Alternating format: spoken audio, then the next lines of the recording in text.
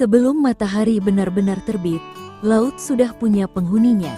Di seluruh kepulauan Indonesia, dari Sabang sampai Merauke, ada irama yang sama setiap pagi, irama dayung yang membelah air tenang, irama doa yang dibisikkan dalam hati. Ini bukan tentang menangkap ikan semata, ini tentang warisan, tentang kehidupan yang diturunkan dari kakek ke ayah, lalu ke anak. Selamat datang di dunia nelayan tradisional Indonesia. Di ujung jala, selalu ada harapan. Indonesia bukan satu wajah, nelayannya pun begitu. Di perairan Sulawesi dan Nusa Tenggara, kita temui suku Bajo. Dijuluki manusia laut, mereka lahir, besar, dan hidup di atas air. Rumah mereka adalah perahu lepa-lepa. Napas mereka bisa tahan 5 menit di dalam laut, hanya dengan kacamata kayu buatan sendiri, berburu ikan dan teripang. Bergeser ke Bali dan Jawa, kita lihat jukung dengan cadik di kiri kanan.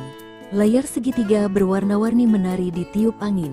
Ini bukan hiasan, ini teknologi nenek moyang untuk menstabilkan perahu saat ombak mengganas. Di Sumatera, ada bagang dan perahu kajang. Di Maluku, ada perahu semang. Setiap daerah punya cara, punya alat, punya cerita. Tapi semuanya punya satu kesamaan, menghormati laut. Karena bagi mereka, laut bukan sekadar tempat mencari makan, laut adalah ibu. Teknologi mereka mungkin terlihat sederhana, tapi di baliknya ada fisika, biologi, dan kearifan yang dipelajari ratusan tahun. Ada jala tebar, dilempar melingkar sempurna di air dangkal. Butuh latihan bertahun-tahun agar jala mengembang penuh sebelum menyentuh air. Ada bubu, perangkap ikan dari anyaman bambu. Bentuknya dirancang agar ikan mudah masuk, tapi sulit keluar. Diletakkan di dasar laut, diambil keesokan harinya. Tidak merusak karang. Yang paling unik, di Sulawesi Selatan, ada nelayan yang memancing pakai layangan. Umpan digantung di tali layangan, lalu diterbangkan jauh ke tengah laut.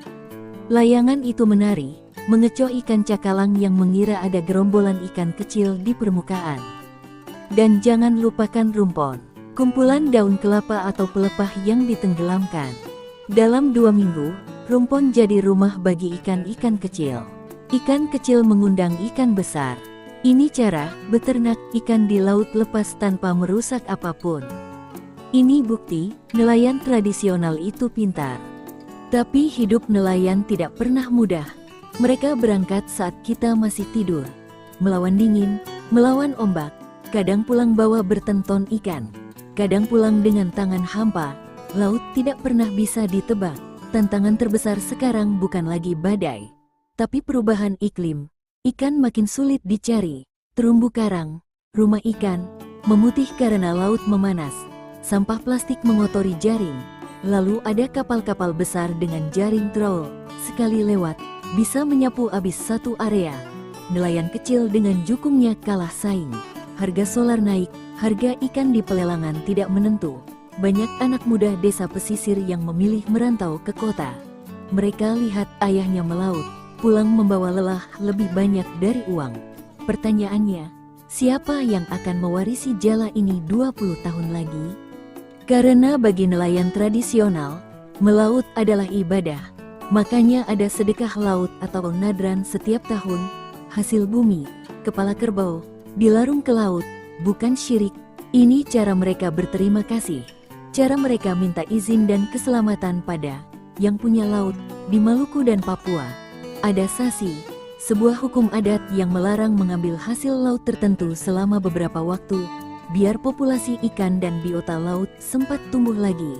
Nenek moyang kita sudah paham keberlanjutan jauh sebelum istilah itu populer. Di kampung nelayan, semuanya dikerjakan bersama. Perahu rusak, diperbaiki ramai-ramai. Ada yang pulang bawa banyak, dibagi ke tetangga yang hasilnya sedikit. Istilahnya, prinsip jala. Kalau satu simpul kuat, jaring tidak akan robek. Kalau masyarakat kuat, tidak ada yang kelaparan. Tapi cerita ini belum selesai. Harapan itu masih ada. Sekarang banyak anak nelayan yang kembali. Mereka membawa ilmu baru. Jukung tetap pakai cadik, tapi sudah dipasang GPS sederhana. Jaring tetap dirajut tangan, tapi hasil tangkapan dipasarkan lewat Instagram langsung ke restoran di kota. koperasi nelayan mulai bermunculan. Mereka tidak lagi dipermainkan tengkulak. Mereka simpan ikan di cold storage, jual saat harga bagus. Pemerintah dan banyak komunitas juga mulai bergerak, membangun rumah ikan, transplantasi karang, mengajari cara melaut yang ramah lingkungan. Karena semua orang sadar, kalau nelayan tradisional hilang, hilang juga penjaga laut kita yang paling tulus. Pada akhirnya, cerita nelayan tradisional Indonesia adalah cerita tentang ketangguhan, tentang manusia yang memilih untuk bersahabat dengan alam, bukan menaklukkannya. Setiap tarikan jala adalah doa. Setiap tetes keringat yang jatuh ke laut adalah cerita. Dan selama masih ada satu perahu yang berani menantang ombak di pagi buta, selama itu pula harapan Indonesia sebagai negara maritim tetap hidup. Karena dari tangan-tangan kasar merekalah kita semua bisa makan ikan di meja makan. Hargai lautnya, hargai nelayannya.